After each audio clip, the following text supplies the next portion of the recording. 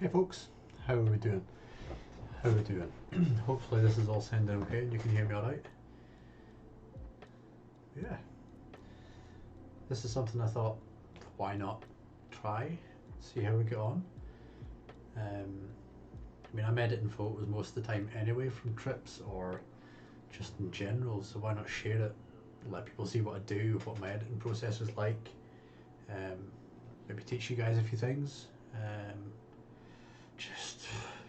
Just a way of getting to know you guys a bit better and letting you see how I work. That's the plan really. So hopefully, I'm hoping sound and everything sounds okay. So give me 2 seconds, I'm just going to quickly check up my phone just to see how we're all sounding.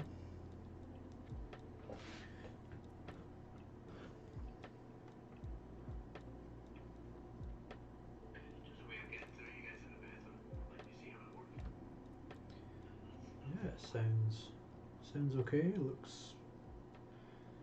Let's see if it's looking all right. Is there anybody here actually? And can you guys hear me? And if so, how are you doing? How's your weekend?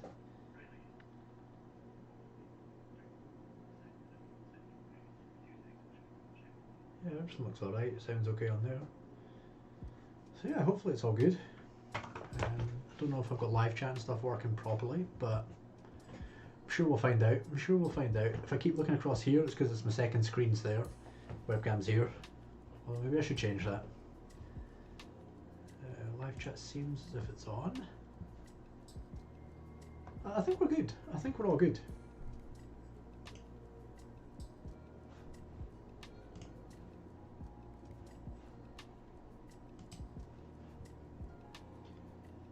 But anyways, let me see. Need to get my screens all sorted out.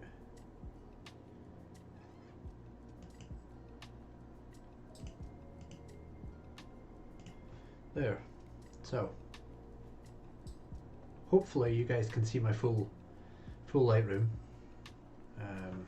Obviously with my head up in the top here somewhere. But I think you should be able to see everything that's needed. Yeah, it looks like it. So what I'll do is I'll just have a quick run through of Lightroom itself, show you what everything is and what the important parts are. So at the moment I'm in the develop screen. So the develop screen is where I do all the editing side of things. Library is where you would go to import stuff. So for me, most of my time is in the develop screen. I don't really use any of the rest of this part, like map, book, slideshow, print, web. It doesn't exist to me. Effectively, Lightroom is just going to be library and develop. Those are the two that I use. There's no other part. This is the classic version. I know you get two, so you get the Creative Cloud version, which is a bit more like the mobile app, a bit more simplified, a bit easier.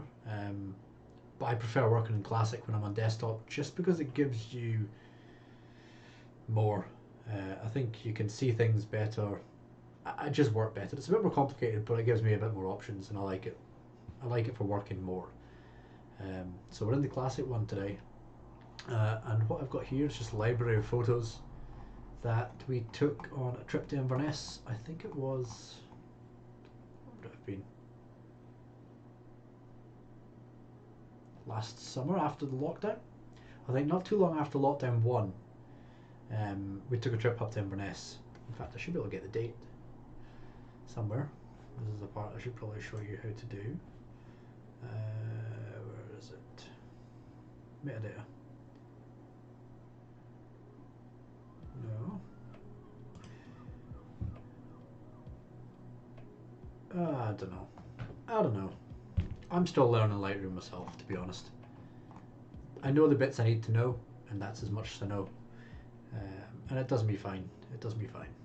So what we're going to do is we're going to run through these photos and see which ones I can use, which ones I'm not going to use, and then maybe edit a few. So the way I usually work is I take everything in RAW. I shoot on a Sony a7 II, which is this camera here, with a Tamron 28-75 f2.8. So that gives me a 2.8 aperture all the way through the focal length of that camera lens. So some lenses you'll see maybe like a f3.5 to 5.6 I don't know the numbers. It's something like that, but it basically means that the longer your focal length. So say you go to, on this camera it's a 28 to 75. If I were to go to 75, my aperture minimum would only be able to be the higher number probably, and at the shortest focal length, or shortest zoom length, sorry, of 28, I would be able to get the lower number, 3.5. But this camera allows me to have f2.8 all the way through, so perfect lens for what I need it to do. Shoot everything in RAW, so that's an ARW file format for Sony cameras. As you can see here, they're all .arws. And shooting in RAW just allows me to get the most out of the photo. A finished JPEG is flattened and doesn't let you edit things as much as a RAW file does. So that's why I shoot everything in RAW. Just gives me a bit more flexibility when it comes to taking photos. Now, one of the things that I usually do when I'm taking photos is that I underexpose them by 1. Sorry, excuse me, I don't know if you can tell my voice is a bit croaky sounding. I'm not sure why. But yeah, what I do is I underexpose everything by 1 because it makes the highlights a lot more flexible to work with. When you're shooting on a sunny day, for example, if you expose for your subject, the sky is blown out, but for me I always expose the sky and underexpose my subject, so it lets me pull the shadows back whilst keeping the sky and the details in the sky. If you ever notice that when you've taken a photo, the sky is just a white fuzz, you've got no detail.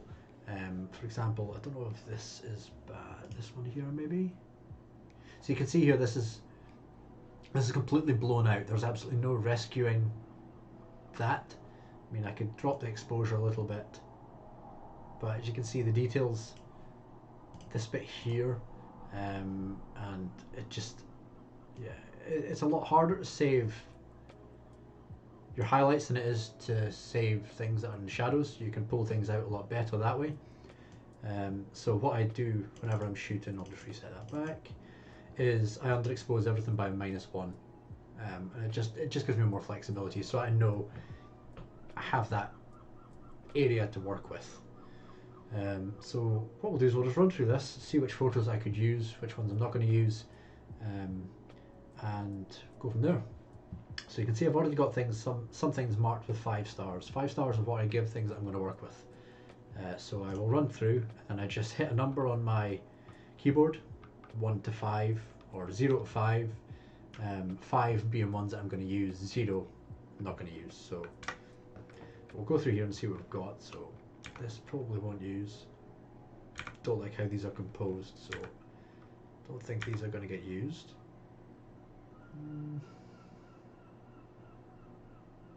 You know what, I'll take that one as a test subject and see if there's anything that we can actually do with it, just to make it look a bit better. And it's not composed very well, but you never know, might be able to do something with it. This one here,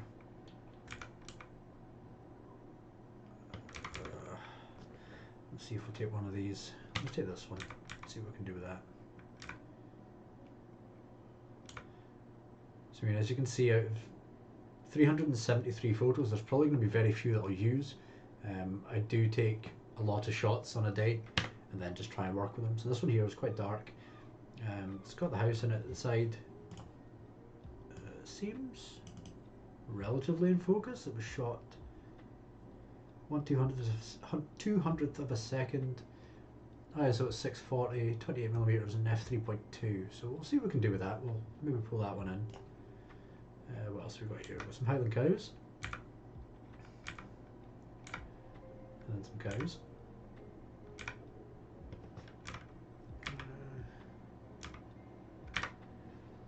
You know what, I'll take this one. See what we can do with that. Show you just a few things that we can do with it.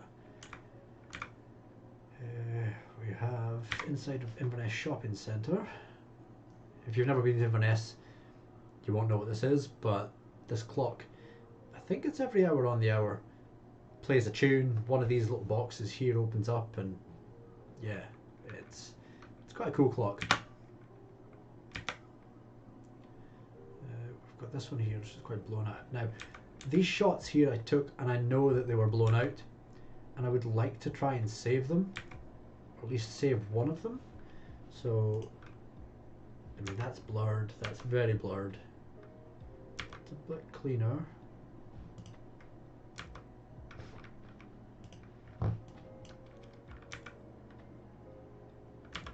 They all seem a bit blurred, those. So all I've done here is I've just clicked on the image to zoom in, and it just lets me quickly zoom into the camera. I can drag it around, just see where my focal point is on this. I mean, it's still a bit blurred.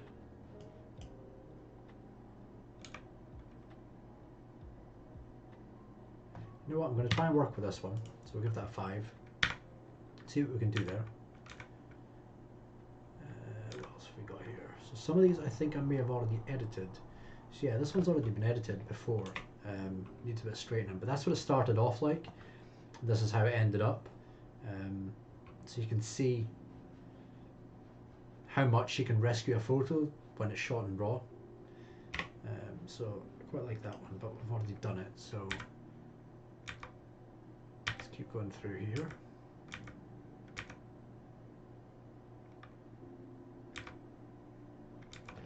So these are just Market Brae steps in Inverness again. Looks down onto the main high street.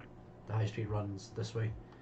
Then you've got another one down here, and the train station's up this part here. Let me know, guys, if the sound and stuff's okay. I mean, obviously I can't hear how I sound. If you can hear me okay, if the desktop audio, like the music that's playing, is too loud. And yeah, if there's anything that needs changed. This is all just a test stream just now, but I'm hoping to do more of these as we go along.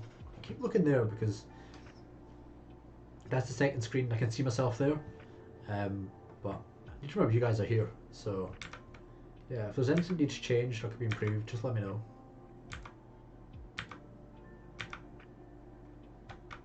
Let's do this one. I think we could do something with that. This cafe.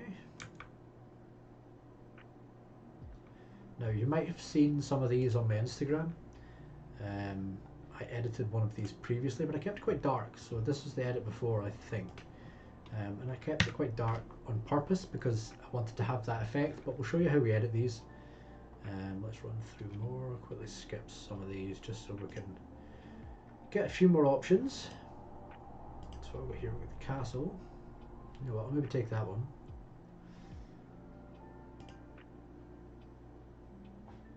Let's take this one as well.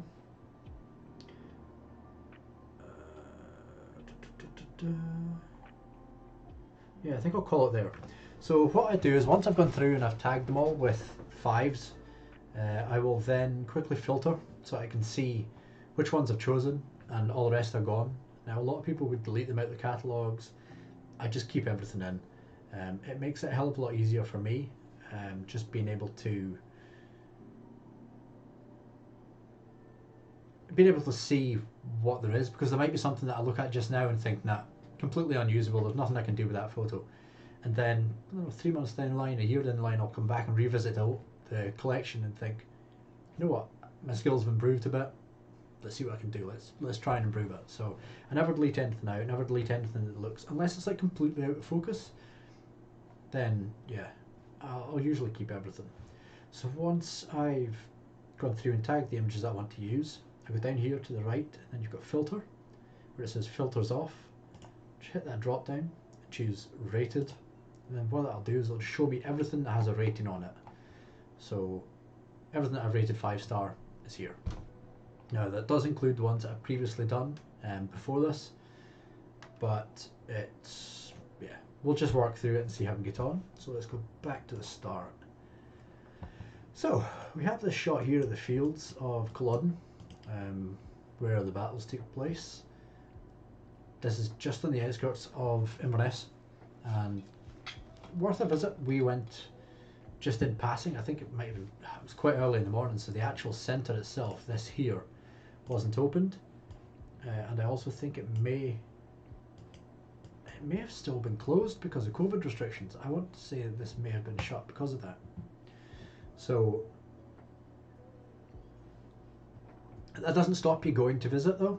If you just walk down the side here, you could just walk in, the battlefields are just there and they're free. And this entire wooden structure here has some steps at the other side, so you can actually go up and view the battlefield from the top, so you quickly get an overview of how big it is. And to be honest, it's not really that big. It's quite a small area, which I was quite surprised at. But we will go back to that photo there and see what we can do. So on the left here, just as a quick setup guide, you have a quick preview of the image, so you can see it here change. If I hover over another image, I can see under my fat head in the top left of your screen, you can see a quick glimpse of what the other images are that you're hovering over. Below that you have your presets. Now presets are ways of quickly editing photos with a consistent style. So if you know that the majority of your photos are shot at the same exposure in roughly the same location with the same sort of subject, you can chuck a preset on that takes, I would say, 90% of the work away from you. You do it once, throw a preset on. It's the same as you would do a preset in your phone. Just hit the button, does the edit for you, and then you just tweak it from there. So if you want a consistent look, presets are the way to go. You can create your own, you can buy them on, I don't know, Etsy. Where do people sell presets these days? Gumroad. I don't know. So some of the places that people let you buy their presets. You would import it into your Lightroom, just use it. So to quickly give you a run through, I have a heap here, but I have a set that I made myself that are usually my go-tos. A couple of them are a bit extreme. They were when I was testing things, and they only worked in really for the Paris shots.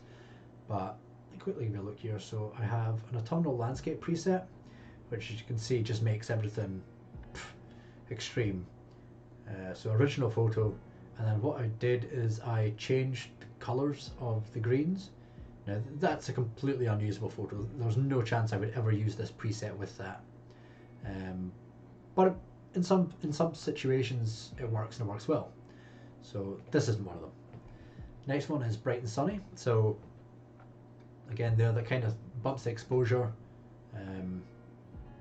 changes some of the luminance of the subjects. For that, again, doesn't really work in this situation. It's not the look I'm going for. Neutral preset kind of just mutes things down, gives it a bit of a desaturated look. Again, certain subjects, if you're going for a moody landscape shot, sometimes similar to this, but maybe a bit more of hills, mountains, water. This would probably be the sort of preset I would go for. Below that you've got Popalicious. That just takes your saturations and makes things pop a bit more. So there I've played with the blues, made them a bit more, I don't know, bright. I've reduced the greens a little bit because I don't like them to stand out too much, and I've added a bit more red overall to the photo. And then I've got sunny days, which again is just a bit more muted, but gives the photo a different feel. So those are the presets I've made, and I'll just continue making presets just because it's easy. If I know that I'm going to be out taking shots of a certain location, edit one, make a preset, boom, done. Go back through and just make slight tweaks here and there. So what we're going to do for this one, let's have a look and see. So up here we've got what is the histogram. That's just a scale of your image as how it's seen in terms of color peaks.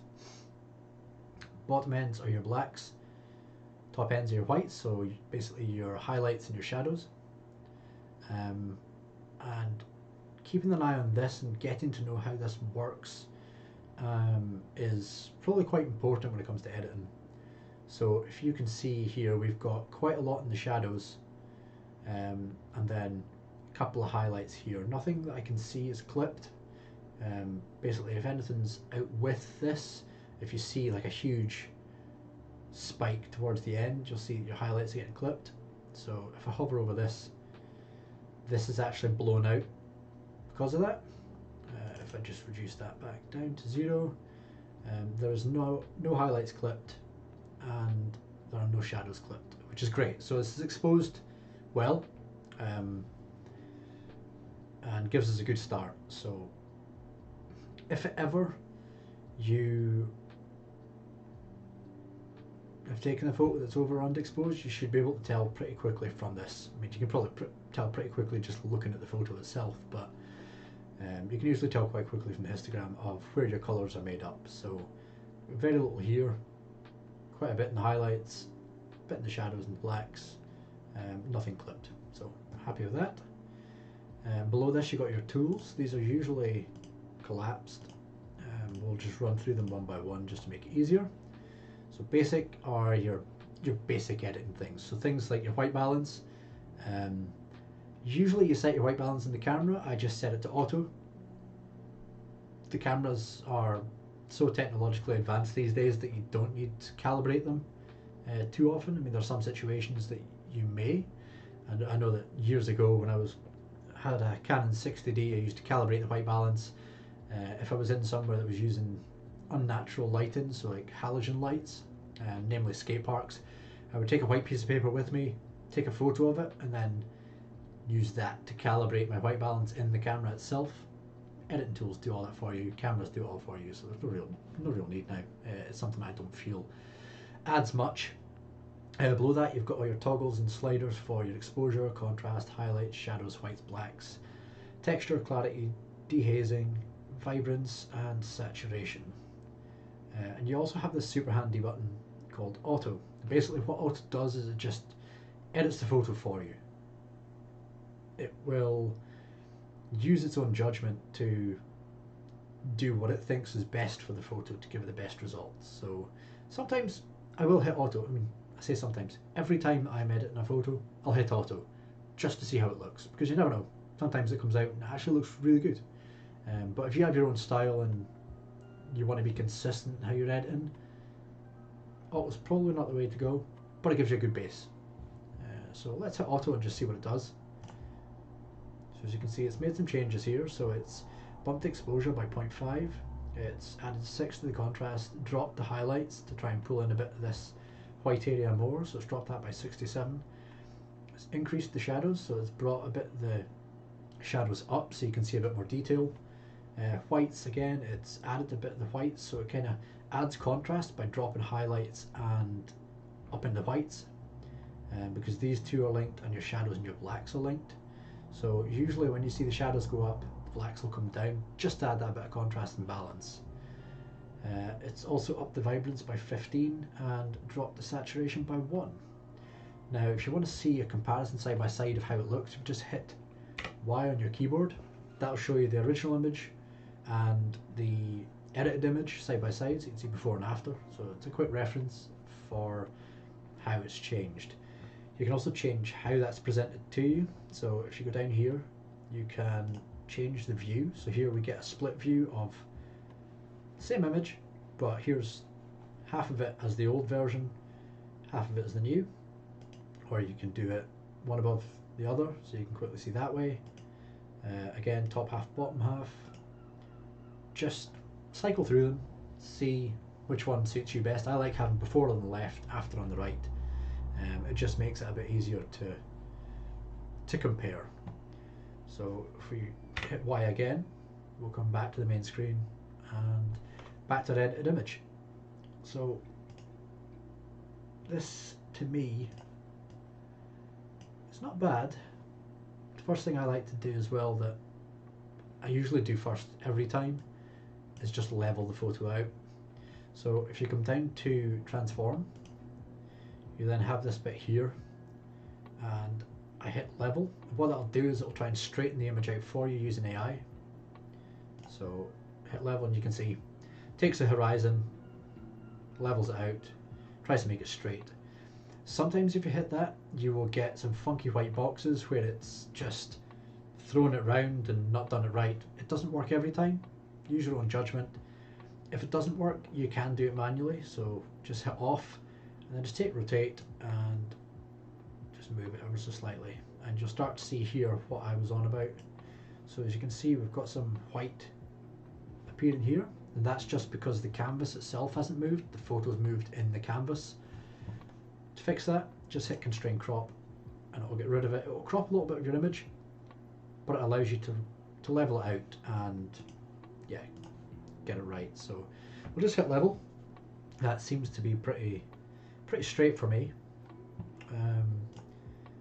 Next thing I look at the image is it's got a little bit of grain, which I'm not too keen on. I mean, some people like that, some people don't. It really just depends. This has probably got grain because it was captured early morning, didn't have enough light coming into the camera. ISO was up at 640, so it shouldn't really have too much grain. The higher your ISO, naturally, the more grain you'll have in your image. This one does seem quite grainy, as you can see in the browns here. It's got quite a lot of spotting, which I'm just not a fan of. So for that, I would usually go into detail, turn up the sharpening a little bit. Noise reduction, I would bump that up ever so slightly. You'll start to see it smooth out, so you can see it there on the beams. Just ever so slightly, it's starting to smooth out. If I go right up, you'll see it just turns completely smooth. But I don't know, I want a little bit of grain, just not a lot. So pull it back to about 50, not 560, 50. So there we go, kind of cleaned that up a little bit. Back my reference view and see, it's looking alright. So what else could I do with this? I mean, my focus in this camera wasn't the best. You've kind of got a stone and then a sign, so it's focusing the wrong part. I should really have changed my aperture up to a higher number, so it was up at like f11, somewhere around about that, so that I had a bit more detail in the background, but I didn't, and therefore the background's blurred in front and focus, which is not ideal. Usually I run through lens corrections as well, just enable profile corrections.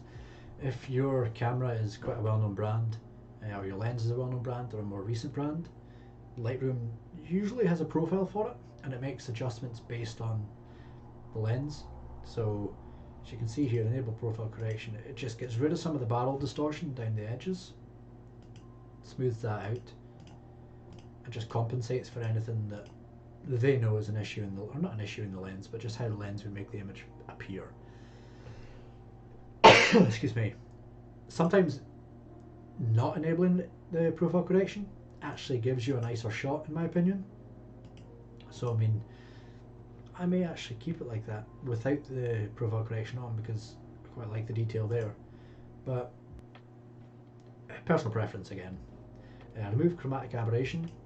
I still don't really understand chromatic aberration and get my head around it. It is something to do with the purple hues, I think, around pixels. I don't know, it's too much for me to get into, and I don't really understand it fully, so I'd just be speaking rubbish. So I just put that on anyway, because removing something that's there is good, I guess. So yeah, this kind of has everything that I want it to have. I would maybe drop the exposure ever so slightly, so for me personally I would go maybe a 0.4, just because I like them a bit darker, a bit moodier. Would I move the contrast up? Let's just tweak that slightly, so you can see if I drop the contrast it gives it this like faded look, but throw the contrast right up and it just makes it really stark, quite harsh. I like to have a bit of balance. I do like contrast in my images, I won't lie. It's just, yeah, again, personal preference. I would maybe have it as that, as 40. They have added contrast in through this part here, but I do like quite a contrasted image. What you can also do is you can edit your white balance. If you don't think the white balance is right when it was shot in the camera, you can go up here, hit auto, see how the computer thinks it should be. So there it thinks it needs a bit more yellow to be a bit more balanced. Another thing you can actually do is you can take this dropper tool here, and then you can tell Lightroom that you want to change the white balance to treat this as white, or as close to white. So I could do that sign there, make that closer to white. I could go in here, choose that, and you can see it just gives you a bit of difference choose this cloud, doesn't really do much. You can also have some defaults, so if you're shooting in daylight, cloudiness, shade, tungsten, fluorescent and flash. Just run through them just to show you the difference. So daylight would be that. Cloudy, which is what I expect this image to have more of, is that, a bit more yellow. Shade, again a bit more yellow. Tungsten throws in your blues to try and balance that because tungsten lighting just doesn't have much blues. Fluorescent, again, drops the blues in. Flash, and then your custom is just what you set it at yourself. So if we go back to as shot and then see if we can just set it ourselves. So for me, the sky here has got it's just a little bit too blue, so I'll maybe pull that up.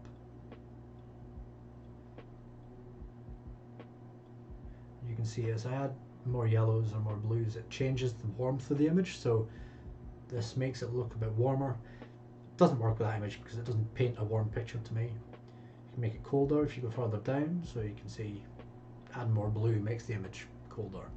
We'll find a nice balance in the middle though, so let's go back here, say a 6500.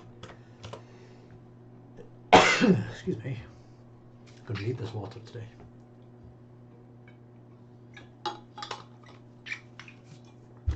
Right, so we have this image now, again, before, after, not too much difference. It's cut off a bit of the path.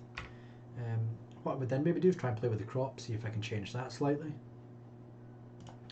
So hitting this button here lets you change your crop, so it gives you a crop overlay, and then I usually just use the aspect change itself rather than manually cropping it. I try and stick to proportions it thinks are the best, so you can go 1:1, which gives you square, Instagrammy or old Instagram style, which we don't want. 4:5. Now what that will do is every time I'm dropping down, it will only take it as 4:5 or 5:7 of what it was at that time, which I don't want. So let's go back to the original and then change that to 4:5, so that'll pull that in. You can reposition to see if your crop works better a different way. Not for me. Back to original. 8.5:11. I kind of want this tree in it. I mean, this image is probably not one that I'm ever going to use afterwards. So at the moment it's just really showing you a way around these things. Let's try 4:3. No.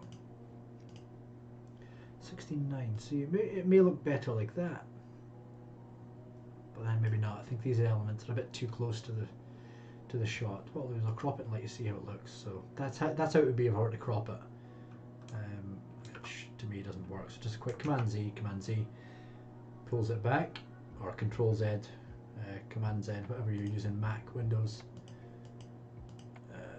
So let's try 4:5 again, because that might work. So I think we've got a good balance there of sky, grass. Hit done. No. So I played with this image, don't like it, it's not one that I'm going to use. I'm going to hit 0, get out of there. So next image, we have this house.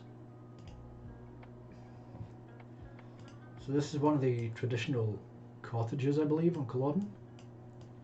I think it was the sort of typical house that you would have in that area at the time of the battles of Culloden, which I don't know, I'm trying to remember when they happened.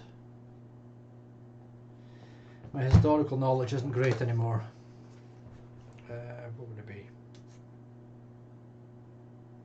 1066 was the Battle of the Crusades. Battle of the Crusades? I don't know, I'm exposing myself here, I need to stop. Battle of Hastings, not the Battle of the Crusades. Battle of Hastings was 1066.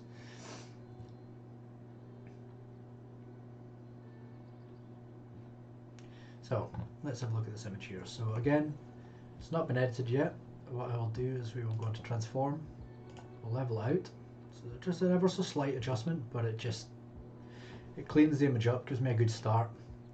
We'll toggle the lens corrections, chromatic aberration on, and then we'll go up to the top and have a look here. So what I have here is a lot of highlights, and you can see that probably 2/3 of this image is highlights, which is why you've got such a huge peak here, then not much other detail in any of the other areas. Shadows are probably non-existent really, because this is your only darks.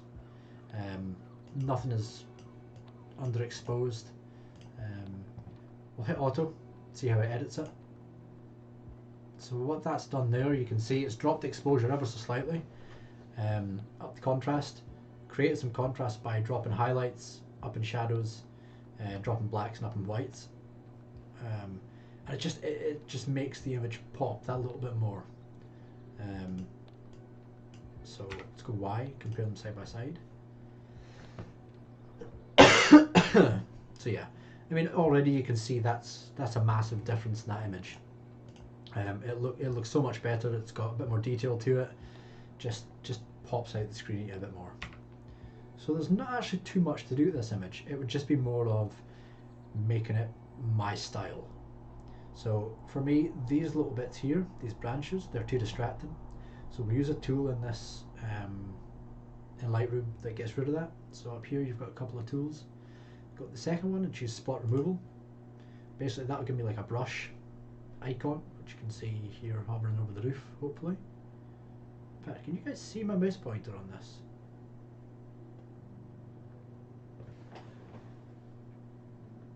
I'm starting to doubt that you guys can. No, I think you can. Wait, can you?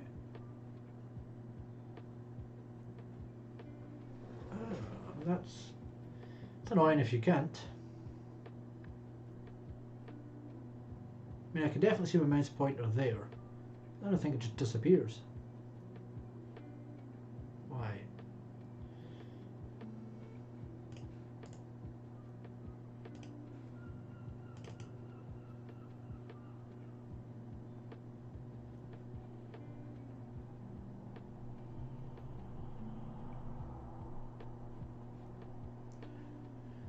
Oh, well, that's frustrating. I don't know why it's done that.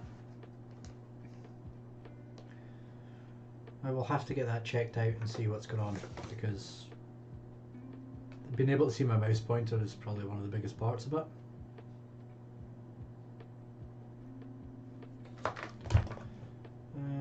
Okay, anyways, so we take the brush tool, and then you have your brush, which you can't see here, but it basically is a circle, and you can make it as big or as small as you want, just by taking your scroll wheel here and just scrolling up to make it bigger, scrolling down to make it smaller.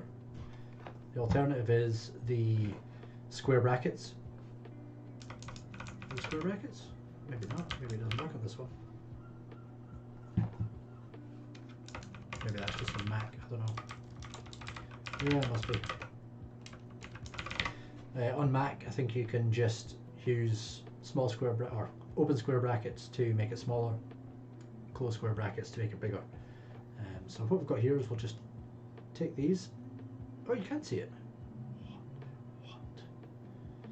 So what I'm doing there is I'm just painting over those two branches, and it will automatically fill it with some detail from around the area to try and make it blend in. So as you can see here, I've selected a section, so it will clone that section.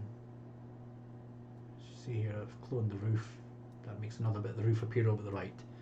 I just want them to be gone. Usually the computer does a good job of just selecting the right place itself. I just want more sky, so once that's done, you just hit done at the bottom here, and you can see those two branches completely gone. You would never know they were there. Before and after. Completely gone. Just like that. Honestly, the software does the majority of the work for you. You just have to learn how to use bits of it. So another example I could do is this section here. I don't really like these rocks. I don't like that pipe running across it, so we'll see if we can get rid of that. So again, we'll select the brush spot removal. I'm just going to paint over those here, just in a straight line across it. and see what it does. So it's selected a grass patch that it thinks is the right colour or right style to put in there, and cloned it. I'm happy with that. I'll hit done. Boom, gone. Easy as that. Literally the tool does everything for you. You don't have to do a thing. And again, you wouldn't, even zooming in on that, I couldn't tell that there was this here originally. That looks pretty natural to me, and all it is an exact copy of this bit of grass here. You can see that bit of grass there coming around. That's it there as well. But unless you were properly pixel peeping, nobody's gonna know. Nobody's gonna know. How would they know? Nobody's gonna know. So that is that section there sorted. Happy with that. And this image is looking just a lot cleaner now to me. So what I would do is I would sometimes play with my presets, see if there are things I would want to do to make it a bit more me and my style. So I'll go back across here, and for this one I would maybe choose my neutral preset. So let's hover over it and see how it looks. No, it doesn't work. Too blown out, too desaturated. How about the other ones? So with that sunny days, it kind of changes it, but to me not for the better again. Populicious. Now see, Populicious kind of works in this. It just makes it a bit warmer. So if I wanted to make it a bit more pink, a bit warm, like there was sun out that day, Populicious could do that for me. What you saw in that previous image didn't work. Didn't work in the slightest. So sunny days, Populicious, neutral preset, bright and sunny, it's too bright. Autumnal landscape preset, again that's far too pink, far too bright. There's only a certain type of look that can work for, and even then it's an extreme, so no, I wouldn't do that. But Populicious, I actually don't mind that. It just basically, what I did there with Populicious is in the calibration, I changed the saturation of the greens and the hue of the greens. So what we'll do is we'll just manually do it just to show you. So if I take this, because there's a lot of greens in the image, I can change the hue by sliding that left or right, so it adds more yellow or adds more green.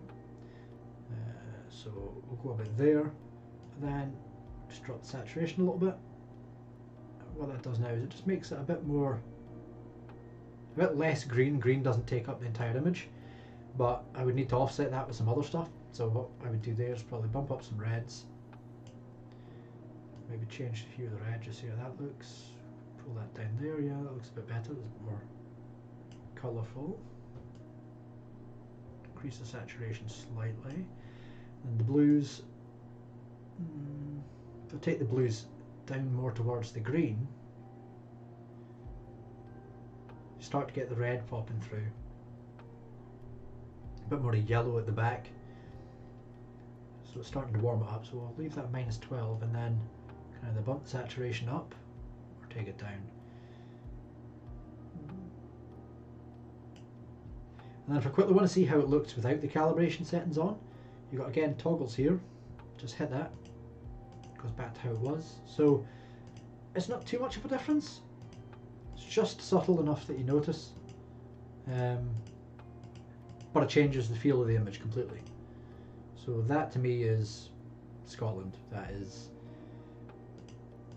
cold, cloudy, but here adds a slightly different feel to it. Makes it feel a bit brighter, makes it feel a bit warmer. Yeah, it's not too far off the Populicious preset. But yeah, I quite like what we've just done there. So all that was taking the calibration and just changing some of the colours that are in the image. And it feels different. It feels like a better image now. I feel like the grass looks more like a natural colour. Personally, I don't know, maybe you guys disagree. But yeah, I like that. So I would then, once I've done that, maybe go back in here and play with some of these bits, like the texture and the clarity. So texture, I could throw that right up and that just makes it look very, very harsh. A lot of people like this sort of HDR, super high contrast look. Not for me, just too much. Or I can smooth it out a bit and make it a bit more dreamlike. But no, not for me. So texture, I'd maybe at the most add a +5. It's a very little difference, but just adds a little bit more. Again, clarity, that'll do the same. Just gives it that harsh or that like dream look. If you want to change something back to 0, you can just double click on the middle part, or double click on the slider icon, takes it back to 0. So for that, again, I would probably just add a 10. You can see it just ever so slightly makes that sharper. Vibrance fine, saturation fine, happy with those. White balance, so let's see what it looks like when it's on auto. So that doesn't work for that image for me. I would need to re-edit it after that. Daylight, much and such the same as the original. Cloudy is probably more what I would go for if I were to choose one of these presets, but again, cloudy, as you can see, cloudy and as shot are very similar. So cloudy gives it a 6500 temperature plus 10 tint, whereas my as shot is 60,050 and plus 7. So yeah, very little difference there.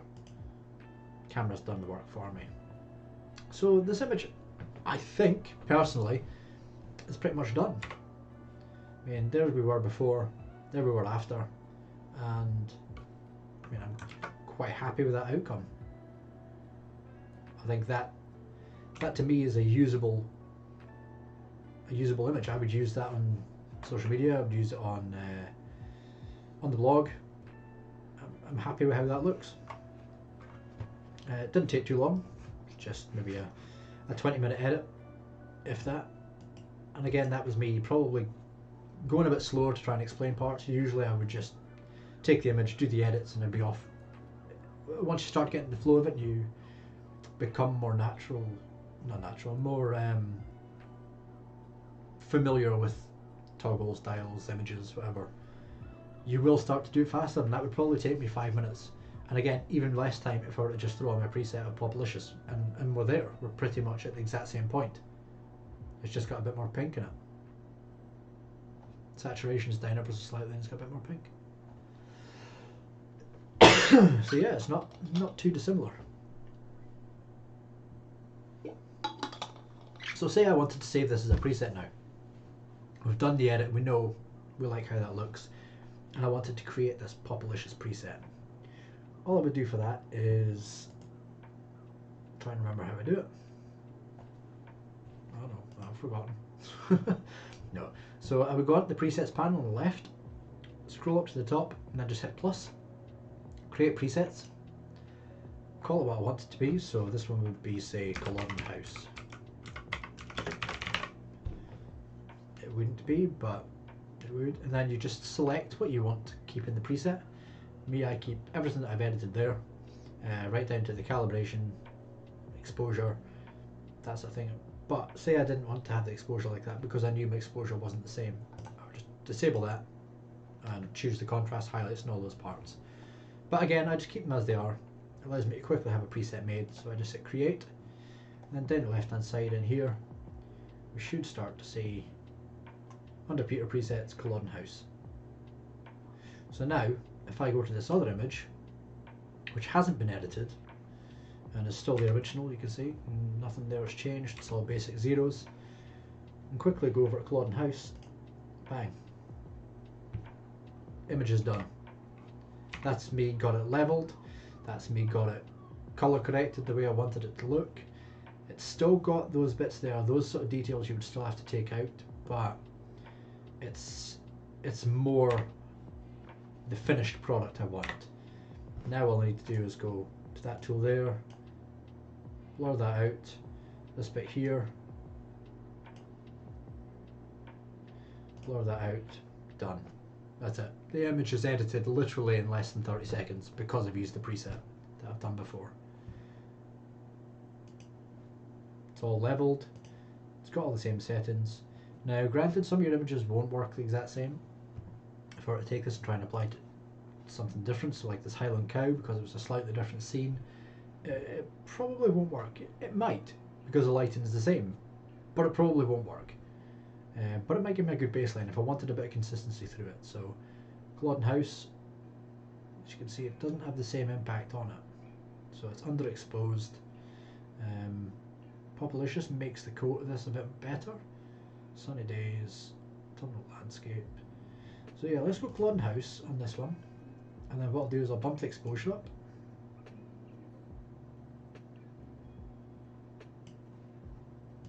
So we'll look at a 0.65 maybe. Nothing's clipped there. Nothing's, a little bit of clips in the shadows, so we'll pull up the blacks.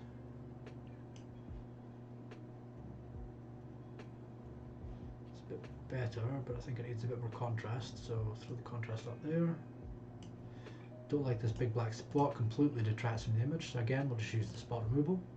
Click it, bang, done. I feel there's a bit too much blue in the sky, so I'm going to warm that up a little bit by pulling up the slider for the white balance. Now, what I have here as an issue is that warming that up there makes this too yellow. So what I would probably do for that is I would use this brush, adjustment brush, and I would just select the entire sky. You can use graduated filters, but I don't personally know how to use them well enough yet, so it's not something I'm going to run through. But we'll take this adjustment brush, again make it slightly bigger. I'm just going to brush over the sky area, and probably these trees as well. And what this does is it lets me choose an area that I want to edit slightly differently. So we've got this section here, and now it treats it as two separate areas. So we have, how does that change the reference again? There's a way of a keyboard shortcut of quickly seeing what the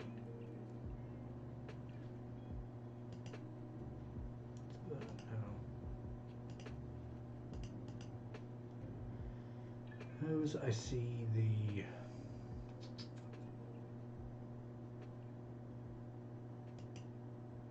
no, I don't know. I will have to try and remember, but there is a way of seeing seeing which parts you've actually brushed, so you know what you're going to edit. So for me, if you watch, if I change exposure, whoa, what am I not in the brush anymore? Right, let's go back to my brush. Select it again. Okay, so show me there. If I hover over the spot that I've got, it shows me all the bits I've selected. So you can see I've selected all the sky, all the trees at the top, and now I can treat that as a separate entity. I can make it much more overexposed, much more underexposed. I can play with that as a separate part. So here I had this being too exposed or too yellow, and this being too blue. So now what I can do is I can make that a bit more yellow. So what I will probably do is custom temperature.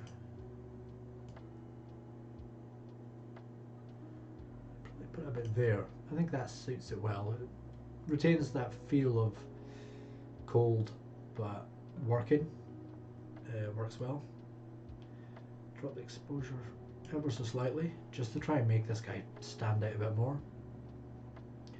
Once I'm happy with it, I can just hit done, and that'll take me back to editing the entire image overall. So again, we're back into the full edit, Command Z there, and then I will drop a bit more blue onto that ever so slightly.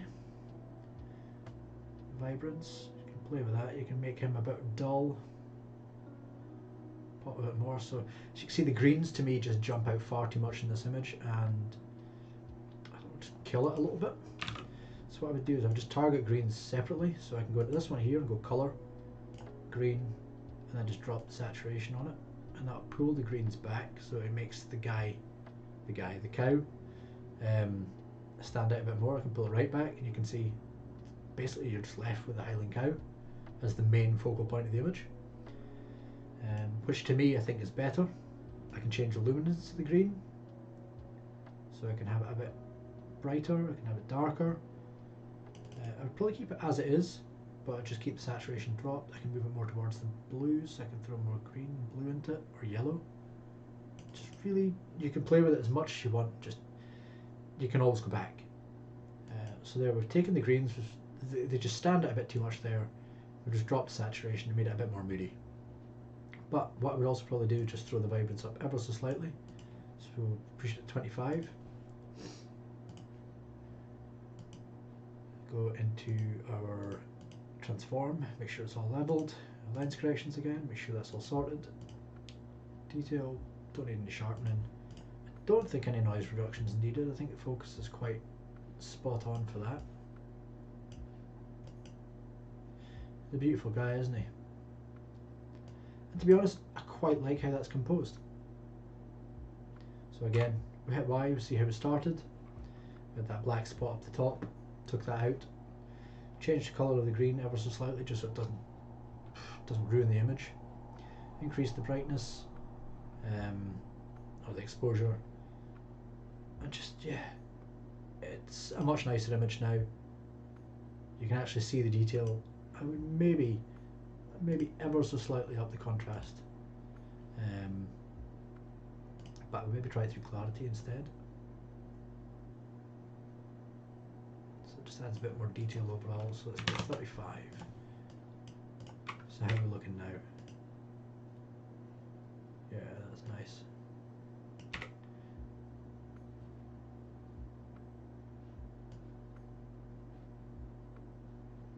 So I can see a bit more of the texture on the, you know, look at the beads of water at the top. It sits a bit better to me. I still think this is a bit too bright here. It kind of, my eyes are drawn because of it over to this part here. But it's not bad.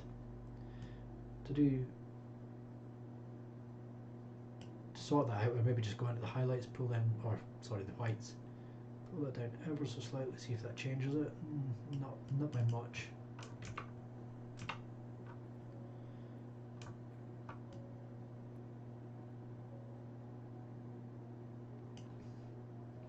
Get the feel in that part there.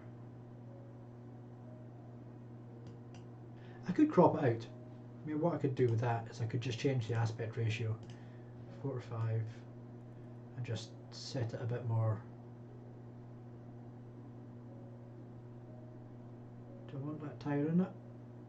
You know what, let's try do that. Let's take this here, and then we'll try taking this tire out. So again, spot removal, just draw around the tire.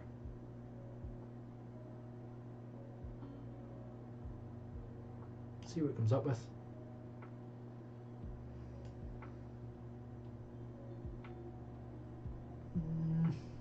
Not sure that I can get away with that. I would probably have to do it bit by bit. I feel that's just a bit too obvious for me. What you could do though, so go back into spot removal, I would do that. Let it take a patch from here. Nah. See, now the issue there is the focal length, or the focus parts of the image. This is a lot less in focus than this here because it's closer, so I would need to use this area here. But again, I don't really have much to play with. So I don't know how feasible it is to get rid of this. It would need to be a slow process of going through, just making it sit right, because that already you can see doesn't really work. So no, the tire would have to stay. Do I like that more? Is that still level? Don't know. We'll go back in.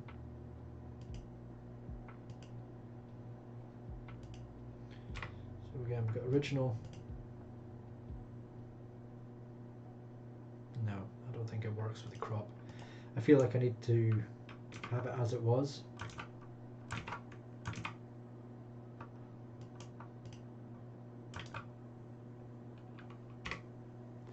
But yeah, I think that image works well. And again, just a quick preset. Throw that on top, and you've got a completely different feel. So this one here, I've added more reds, more blues. Gives it a bit more of a summery feel.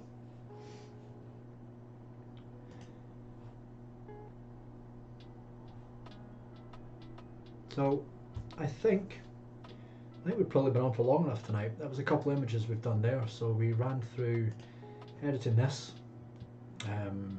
how to get this to look like this rather than like this, how to make a preset so we can make that image there look like the previous one in less than less than 15 seconds. And we took this guy from this dark image with some spots on it to just being a bit more poppy.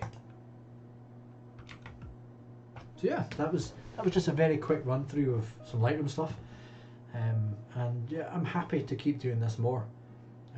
Just coming on, chilling out for an evening, a couple hours, just editing some photos along some music, teaching you guys some stuff that I know. I mean, I don't see myself as anywhere near an expert in this. I'm very much just a hobbyist that takes photos from a blog, or a so-called life. You can find links for that below, along with their social channels like Instagram and stuff. This is literally all I do for those. It's not something I'm doing as a career. It's not something I claim to be any sort of expert on, but if I can share what I know with you guys, then it helps you. I'm not going to just do Lightroom stuff on this channel though. I'm going to try and do tutorials on keyword research so that I can teach you guys how I would do keyword research, so that when it comes to writing a blog article, I know what I want to target, keywords that I want to include in it, what sort of competition we've got, whether it's feasible to go for it, how much content we're going to need, what sort of content we're going to need, and whether we have the opportunity or possibility of ranking. I mean, my day job is digital marketing, so it's something I've been doing for about 10 years now. And yeah, any help that I can pass over to the blogging community, or just anybody, even if you don't blog and you just want to learn digital marketing or photo editing or whatever, happy to do so, happy to answer questions. You guys know where I'm at if you come here from Twitter, or if you're watching here on YouTube, then yeah, drop me questions. And we're going to leave it there, guys. It's been a fun one. Hopefully the next time I'm back on, my voice doesn't go every 5 seconds and I have to keep drinking this constantly. But I hope that the quality of the stream has been good.